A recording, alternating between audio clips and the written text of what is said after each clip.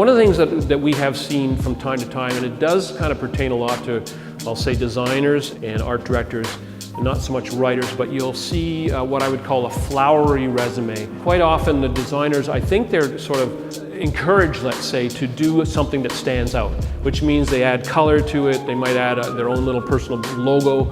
Sometimes there are pictures of themselves on the resume, and what we're looking for typically is the information as clean as possible so it's easily read. But I will say that when I see something that's overdone and maybe too wordy and too colorful or whatever in general, it's not a good thing. What really is key is your work. If you've got work, that's what the creative people want to see. That's what the creative directors and design directors want to see. That and your thinking and your raw talent, like we talked about earlier.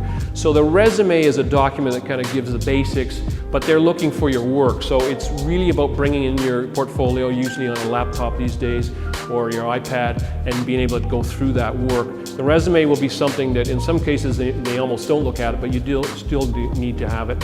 And it should talk about your school and any work experience you've had, if you've won some awards on the side. Anything like that is useful, but don't make it too wordy, and I would say keep it in one page. Really, again, what we're looking for here is your link to your work. That's the key thing. To have an online presence, especially young people, you've got to have a Facebook, online resume on Facebook, or your own website. It should be there with hyperlinks to your work so people can get to stuff very easily. It should be organized.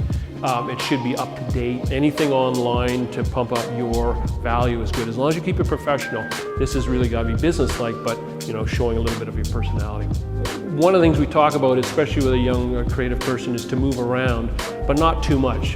You want to show some loyalty, and you want to be at a place typically long enough to learn and absorb and get a sense of their culture. But moving around is also good, and it does two things at least.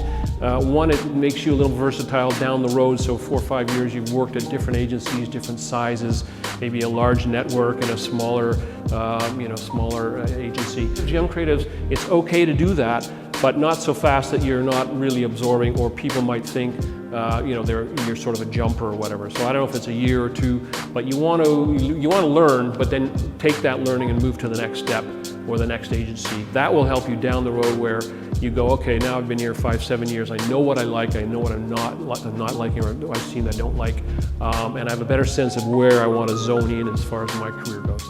So lastly, I'd like to talk a little bit about references, and references are, of course, people that believe in you, hopefully, and will give you a good reference when the time is for you to move, be professional, be dialed in, be a good person, and then those references will come naturally.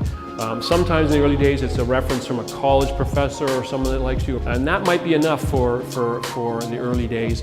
Down the road you're going to be working with people in the business, and they should be able to tell the others about you and give you that good reference that might make the difference in you getting your next job.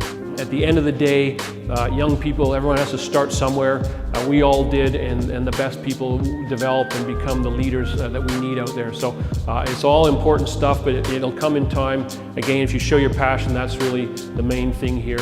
And we want to wish you all the best, because the business, more than ever, needs great young talent with ideas and passion. CMA Next. Find your path, find what's next.